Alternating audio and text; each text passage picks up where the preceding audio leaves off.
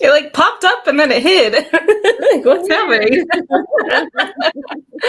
Hello, everybody. Welcome to CF 2.0 Geek Out. I'm Susan Leonardson. I'm Andrew Peer. And we are going to be talking about updates. Yay! We're excited to see some speculating updates. about updates. Yeah. Yeah. So let us know if you're here watching us, wherever you're watching us from. I think we're streaming to 3 places today.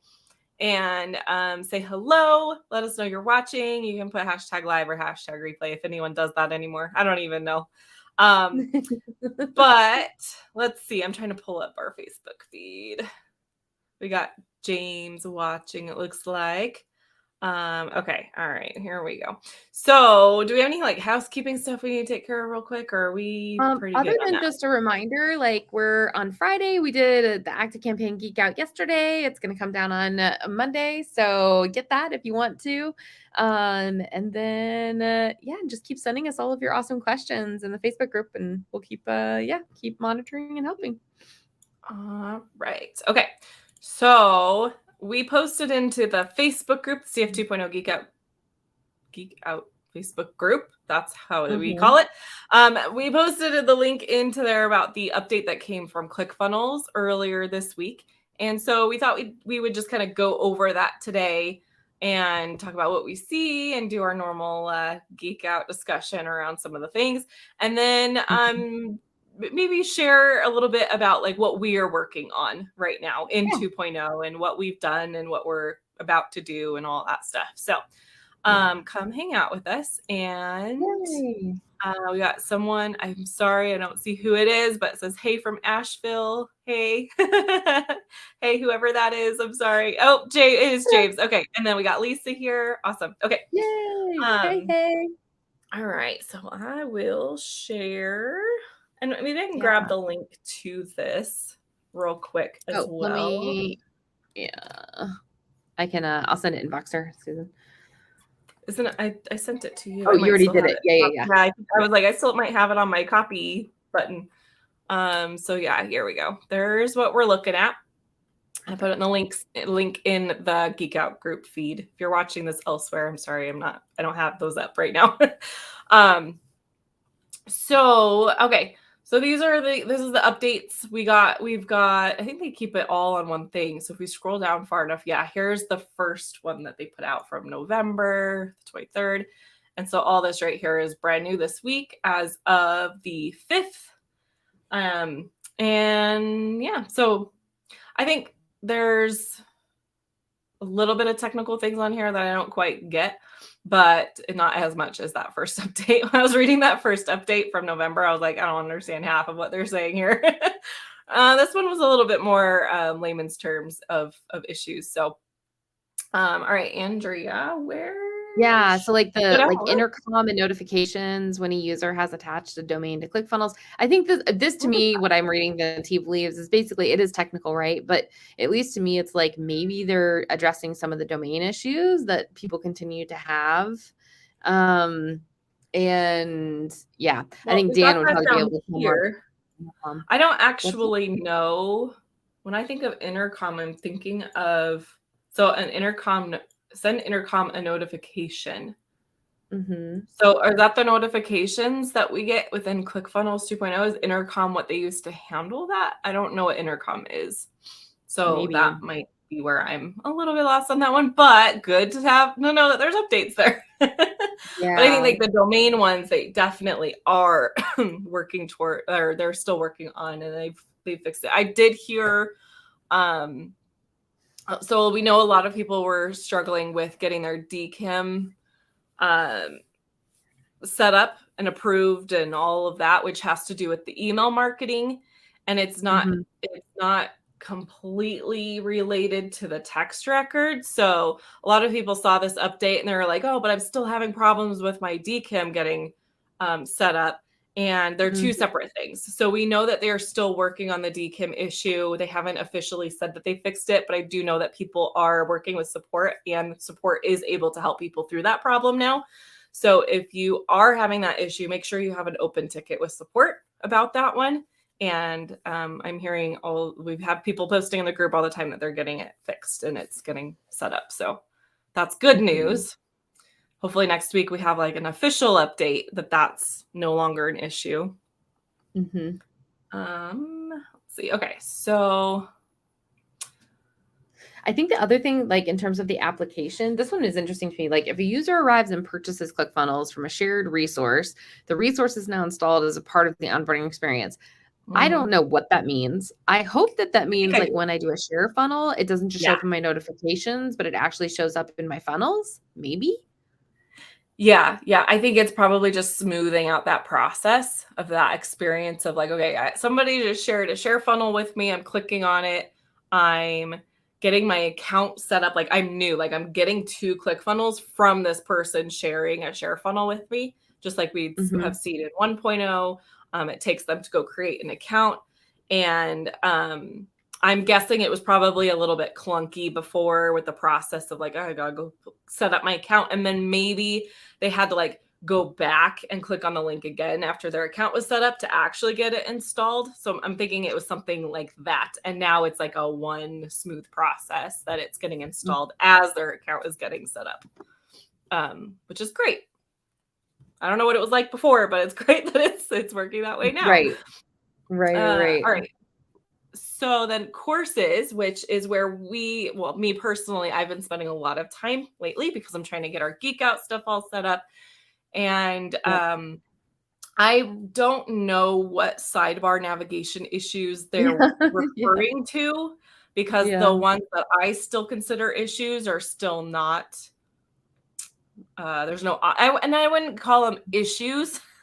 I'd call them, I'd like additional features. So I probably should go check to see if there's a pending feature request, and maybe I can pull that up too while we're talking. You want to talk about some of the things you see while I pull up my account?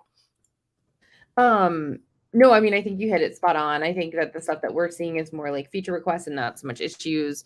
I don't know what that's, fixed sidebar nav. I have no idea what they're talking about. So that one would just be a guess. The other one of simplify the course create form. Again, I have no idea what they're talking about because there is no course create form, and provide users some context by adding a dialogue. Again, I have no idea what they're talking about. Because I don't even know what they mean by course create form. There is no form to create a course, so no idea. It support might courses. be like when we're in, let me see, I'll get to it and I'll share my screen, this other screen. When we're in courses, here, I'll go ahead and bring this over here. You guys should see that now. Yeah, okay. So when we're in courses and we're adding a course, it's probably I'm just going to the settings, but when you're creating a course, I'm guessing this is the form, like when you're actually creating your course. I don't know, like what was the thing that it said? Do we see dialogue in there? They said they added dialogue. Form and provide users some context by adding a dialogue. Well, let's dialogue would be like like helper text. No, if you go back to where you just were. Oh, okay. Yeah, I was just gonna add a course and see what we see. We create from blank. And maybe it's because I've already added courses that I'm not gonna see that. Like I'm not a new person in here. No, they probably don't have anything that sophisticated, because that would be pretty technically hard to like only show to new users and trying to find new user, right? So to me, if it's like dialogue and it takes you right here, it would be dialogue on this screen. Which we have seen in the past, like even on this screen, we used to see little helper bubbles pop up, like, I don't know, when they first launched it a couple months ago. So I don't see that anymore, but like I said, it might be because it knows that I've been to this before, but I don't know. So I don't know what that means. But what I was going to show, go ahead. No, go ahead. I was moving on. So if you have more to say about that. No, I was just gonna say, I don't think that they would have been as smart to like do it. Like, is this a return user or not? You know what I mean? Like, I don't think they would do that. So maybe it's just the simple text that they added over on the left-hand side. But okay, yeah, let's move on. Support course modules. Yeah. So I'm going back to back one to this fixed sidebar navigation issue. So I have our members area pulled up, and I'm just going to go to this one where we have an actual course in here now. And here's the sidebar. One of the issues that we see that Dan Havey has a fix for, we just don't have it installed on here yet, is only the text. Oh, let me see if I can make this bigger. So let's watch my cursor. It changes when I hover over the text or when I hover over the little arrow, the little caret there, but not in between, not this space in between. So Dan Havey made some code where it makes this entire box area clickable, so people don't have to like work to click on things. I do realize that each of those are doing something different though, so I actually don't know how his code is handling that, because if I click on the start here, it takes me to a different I think I know what he probably did. So one of the other issues, which isn't an issue, but I wish they would give us options around it, is so this blue area is a module, and the start here is a sub module, and then welcome is a lesson. And obviously my welcome isn't going to expand because it's a lesson. There's nothing nested under it. So having this entire box clickable for a lesson would work, because whether I click on welcome or whether I click on the arrow, the point is to navigate me to the lesson. They're both doing the same thing. But right now, if I click on a submodule or even the module, if I click on the text, it's taking me to the module page, which I personally don't want to use. So what I want is the ability to disable that. I want to make it so that if people can't click on the submodules or the module, like if I click on the module, it also takes me to another page that is supposed to show stuff. But I don't have those pages set up because I just don't want to use them. And so in that situation, if this entire thing was just set up to expand and collapse, that would be my ideal situation. If I clicked on start here, it would just be doing the same thing as clicking on this arrow. Same for up here. It would just be expanding, collapsing rather than navigating to another page. So I need to go see if that's a feature request that already exists. If not, I need to add it, because I think that they hopefully it wouldn't be too big of a pain to add that as a setting, like a setting on the navigation. Like, do you want your modules and submodules to be clickable or not clickable? And we could like enable it or disable it. I think that would be awesome. Well, I think there's two problems though, right? Like the first one is whether it's clickable or not clickable. But I think the second problem is it's just not good UX practice to have the same line, like do different things. So I think that, I see what you're saying. And that's probably why there's no, like, that whole thing isn't clickable. But like the brain would say that line of start here and the arrow are connected, right? So if it is not in the intention that those do the same thing, I think that to me is just, it's not good UX. And so I would like for them to say, to your point, Susan, I love the idea of like, can I click on it or not click on it? But then they shouldn't do two different things.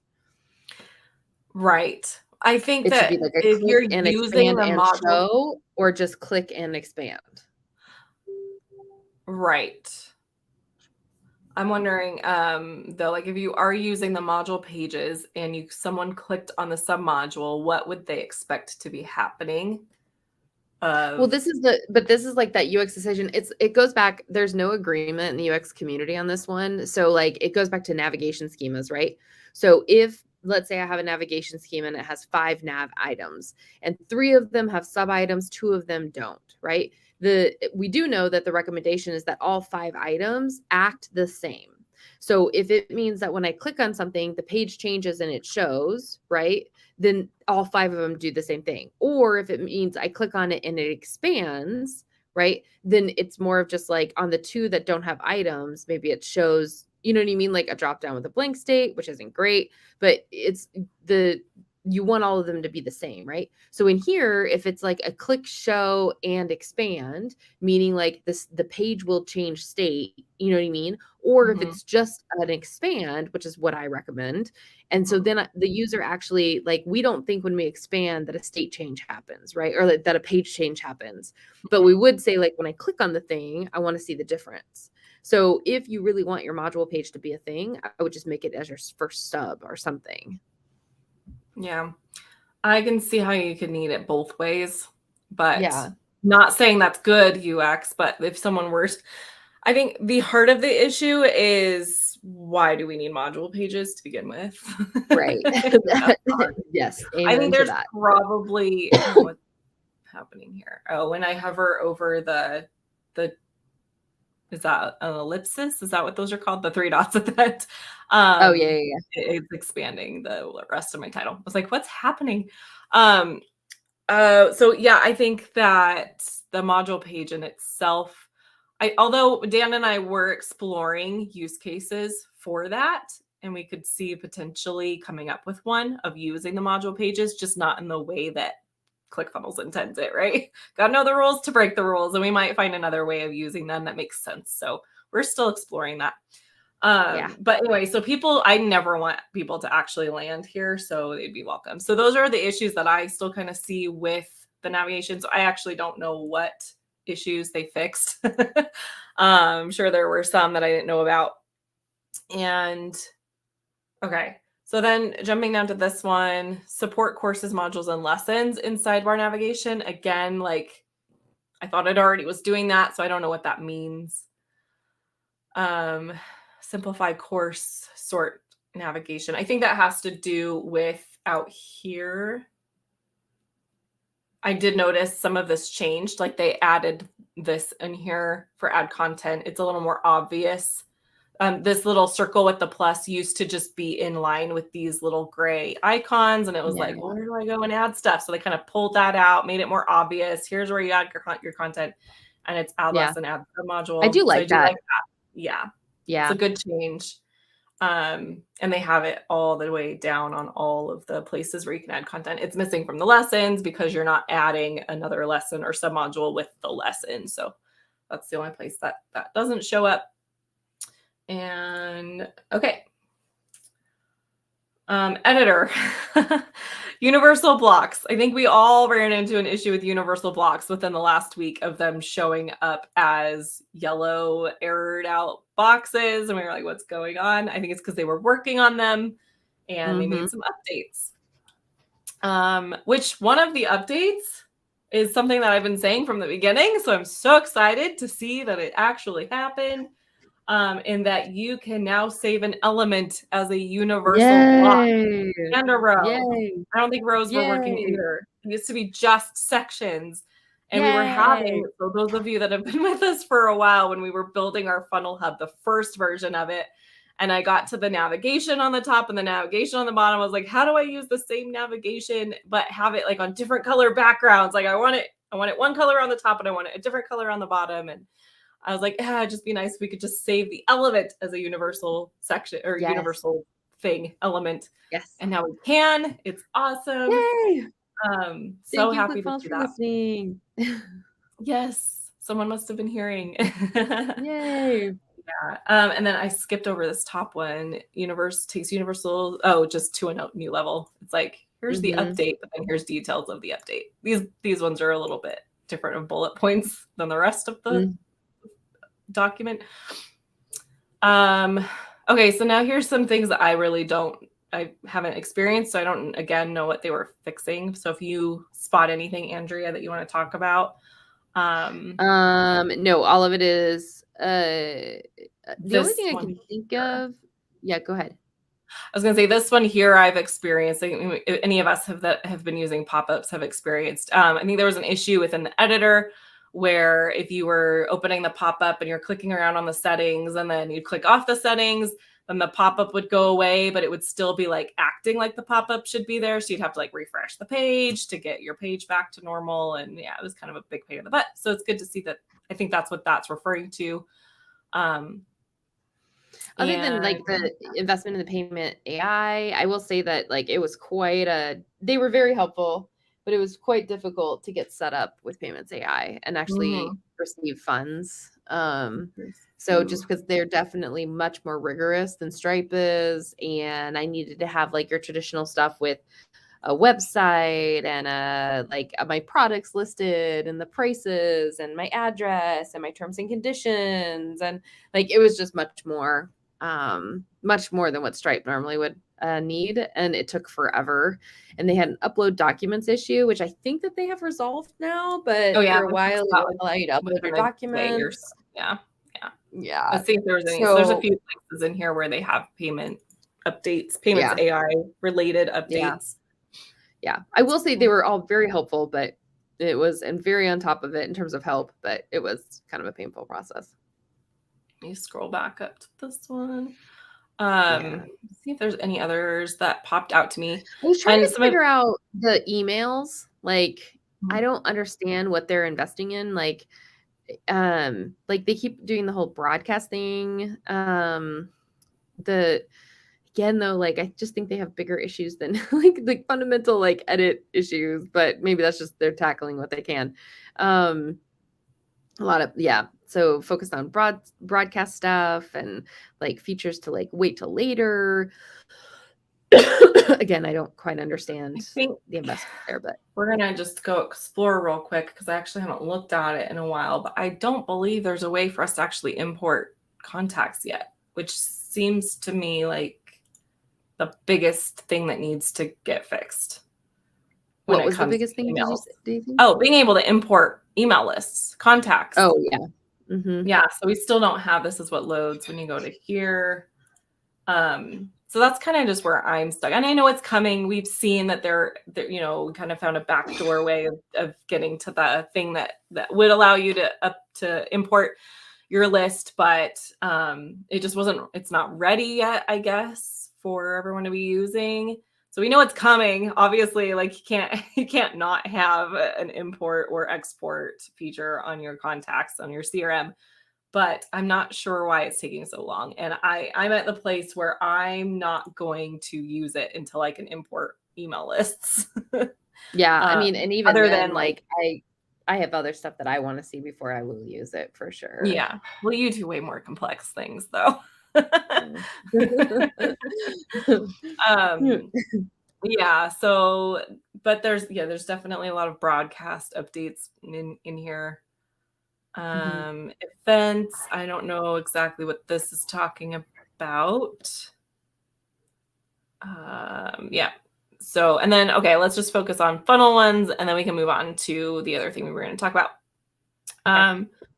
So I know that some people were having an issue with the bump products. It looks like they've fixed that. Hopefully the issue that everyone was dealing with is fixed from this update here. And show all variants. So yeah, just some things around the ordering, it looks like, and some stat tracking around the funnel builder. How many of you guys have actually run orders and have checked out the analytics and stats and stuff around your orders and funnels and stuff? So I'd like to, let us know if you've done that. And then maybe Andrea, maybe you can talk about that a little bit of what you're seeing so far. Yeah. I mean, again, it's really promising in terms of the analytics. But it has been, again, like, because we did it through Payments AI, not through Stripe. So I haven't done a payment through Stripe yet, which would be worth trying. And again, the analytics is really nice. And now that we have both of them connected, it's possible. So again, it's like everything with 2.0, it's like really promising, but it's just not quite dialed in there. And then I was having some problems just with like setting up the product initially and getting it to attach. Probably it was just because I wasn't sure on how it was working, but anyway, but I have successfully like taken a payment through Payments AI through a funnel, and it was a higher ticket, and so it has successfully gone through, and it actually finally hit my bank account after 3 weeks, and so it is possible, it is doable, but nothing in mass. Yeah. I think I haven't actually processed any orders through Payments AI yet. I'm currently working on getting, so I actually have that set up. I have my payments AI set up. I am currently putting my offers and products together, and hopefully we'll be launching those next week. So I will be trying it out, testing, putting orders, putting customers through. I think that I'm at a place where I can, like, I'm one of those people where, like, if it works, it works. If it doesn't, then I'll just send people an invoice off of something else. Like, it's not the end of the world if it's not working for me. But I think that Andrea and I still maintain, like, if your livelihood depends on it, probably don't go all in on ClickFunnels 2.0 yet. They're fixing a lot, but there's still issues there. And so I think we're still maintaining that as of now, but I'm going to be testing it. I'm going to be pushing it a little bit further for my own personal business. And we're going to get Geek Out fully moved over. So those of you that have landed on our geekoutacademy.com page, you probably have noticed we were totally transparent with this when we first launched it, as well, is that order form is a ClickFunnels Classic 1.0 page. And we're like, once people purchase, we're kind of like manually handling the giving access in ClickFunnels 2.0 membership area. But I'm going to be working on getting that fully set up in ClickFunnels 2.0 now that we, Andrea and I officially have a partnership business together. We have a bank account we can go set up on Payments AI that is purely for Geek Out stuff. So now we can actually move forward with putting that all together in 2.0. So we'll be moving forward, pushing the boundaries a little bit further than what we have been. And we'll always report back to you what we find and what we're experiencing. And we would love for you all to share with us what you're working on, what you're where you're having successes and where you're running into struggles. And we can all kind of help each other through this period of struggles and unknowns, and also like exciting updates that are coming out that we've been waiting for. Who is I'm trying to get back to the comments. Who's commenting? Oh, Stefan. Yeah. Oh, yeah. Steven is on YouTube. Shout out to Steven. Awesome. Okay. Anything else, Andrea, that we need to, I think we got through on Steven? I have a friend, Stefan. Bank account. Yes. Let's see. The other things on here. I think, again, like investment and payment AI, which is great. Ensure start and end fields for dates throughout the app have a consistent look and feel. Love that. Love consistency. Add an image search by file name to the app. That was interesting too. I love the investment in the media library just to better manage media, because right now, like 1.0, it's kind of unwieldy. So that part is super cool.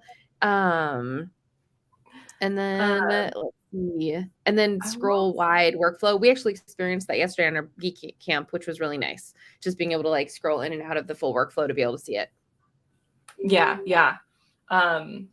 I was gonna say one thing on the media library area.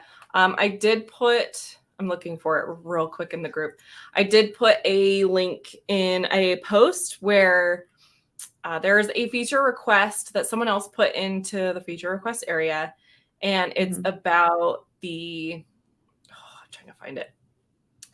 So when you're looking at videos, when you're selecting your videos to put in, actually, I'll just show you guys. When we are here, not here. Am I on a lesson? No, this is a product. We don't want to be on a product. In your courses, when you are on your lessons and you're selecting the video to be part of your lesson. So let me just get to a lesson. Here's our welcome. And I think I clicked on the wrong spot. So let's try that again. So in the settings where you're actually adding your content and you have your videos, when you're choosing your videos, there is no titles along with your videos.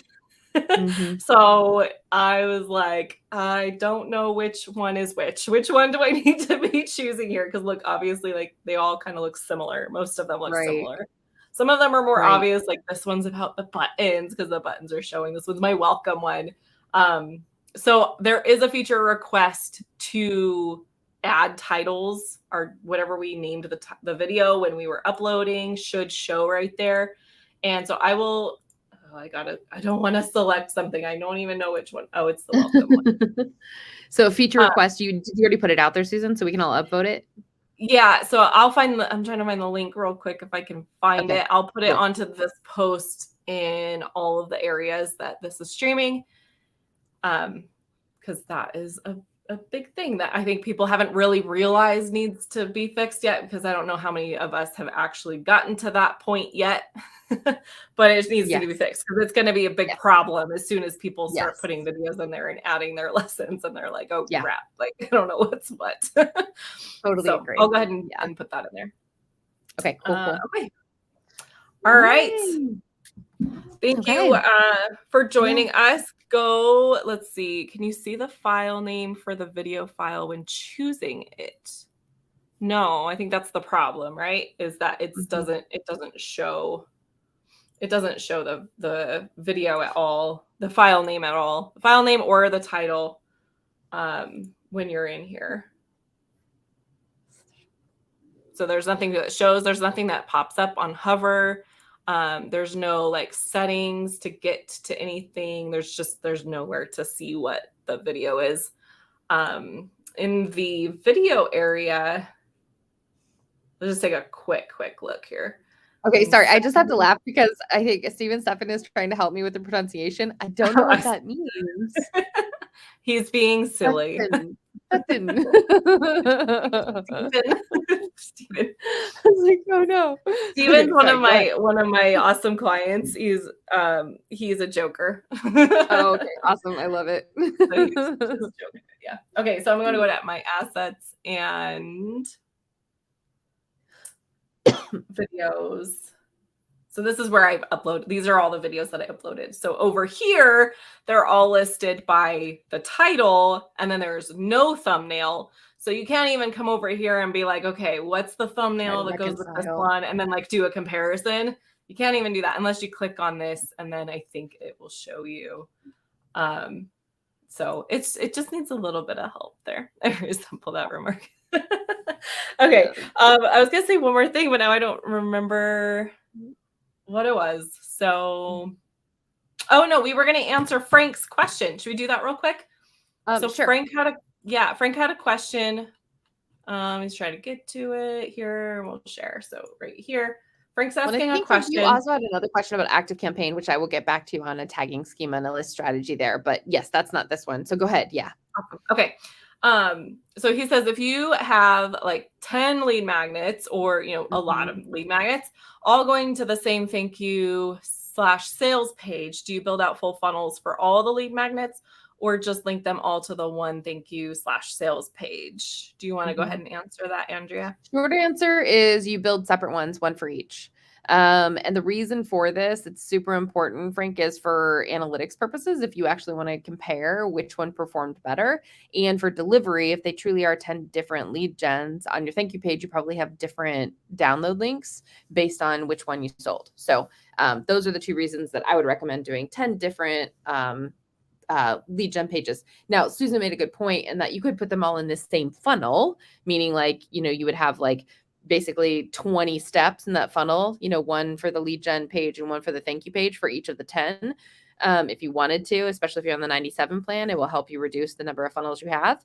But I would definitely have a separate funnel step, for every lead gen and a different thank you page for each lead gen. Yeah, I was going to say, like, I've done it both ways. And mostly it was because of a client being on the 97 plan in ClickFunnels Classic, where you're limited on how many pages you can have and how many funnels you can have. So we did go the route of just linking all of her lead magnet opt-ins to the same thank you page, but we weren't at a place where she was even tracking the analytics from it. She wasn't tracking like any type of pixel data. I wouldn't say that's best practice. I would definitely go the route of having a thank you page for every one of your lead magnets because later on, you're going to wish that you did, and it will be less work to just do it up front and right away than to have to go back and then redo all of it. So yeah, hopefully that helps you, Frank, and answers your question. Okay. All right. Are we all wrapped up? All done? I think so. Yeah, I think so. Okay. All right. Just quick reminder, go watch the Geek Camp that we did yesterday. It is the active campaign. Andrea did an amazing presentation of how, like, all of her practices she uses an active campaign. I even learned a few things off of it of like, oh, why am I not doing that? Of her tagging schema and how she uses custom fields and all that. So if you're an active campaign user or curious about it, definitely go watch that. It'll be living in the CF 2.0 Geek Out group through the weekend. And then it will only be available to our Geek Out Academy members. So also just go join and be a Geek Out Academy member at geekoutacademy.com and join us in there. Have you. Yes, we'd love to have you in there. We have some exciting things coming up for everybody. And we just we'll continue to serve you in all the ways that we can. So thanks for joining us. Have a great weekend. We'll see you next week. Thanks, everyone. Mm-hmm.